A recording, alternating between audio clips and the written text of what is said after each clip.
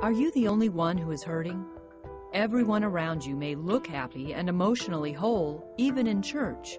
But people carry scars you may not see, even in small towns like Bloomsburg, Pennsylvania. For years, Valazie Swartz hid her scars from the whole world. There was absolutely no way things were ever going to get better or improve. Part of me, I think, really just, at that time, just wanted to die.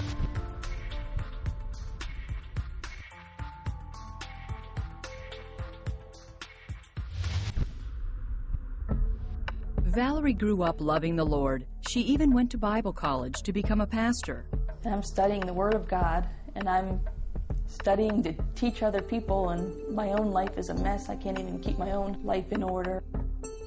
In college, Valazie tried to kill herself multiple times. She ended up in Danville State Hospital. She was 19 years old. At first, we thought, okay, she's young, she's got a lot going for herself. She should be out of here relatively quickly. And that didn't happen. And things got a lot worse. Valazie says all the chaos stemmed from being molested for more than 15 years. All my emotions, I just kind of stuffed down inside, and I was like, I'm going to be tough and stick it out. Then one weekend, while on a pass from the hospital, Valazie went home and was sexually abused. It completely put her over the edge. She thought God must hate her to put her through this trauma. Felt like this God who people say is our Father, there's no way he could love me if these people didn't, and if he really wanted to, he could have stopped the abuse. Valazie says she reached a point where all she did was exist from day to day.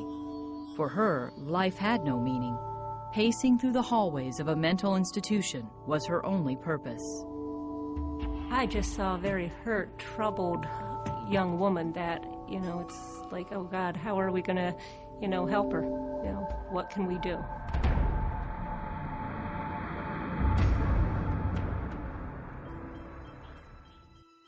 Valazie doesn't remember who gave her the book, Managing Your Emotions. In fact, she had it for 2 years before she began reading it.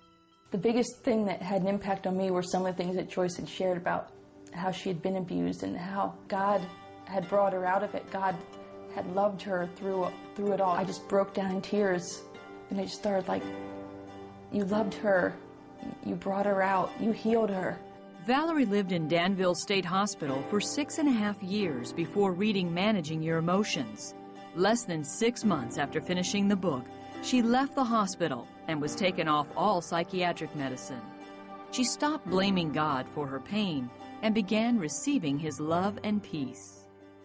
It's amazing being able to start to receive love from God and not think that there's an ulterior motive to it. I'm in love with him.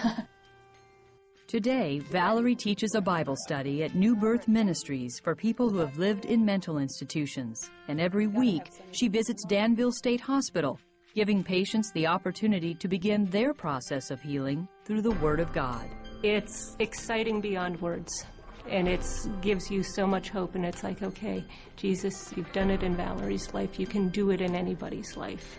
I have a true sense of peace in my life, a true sense of joy in my life. I never thought it was possible to experience, but it is.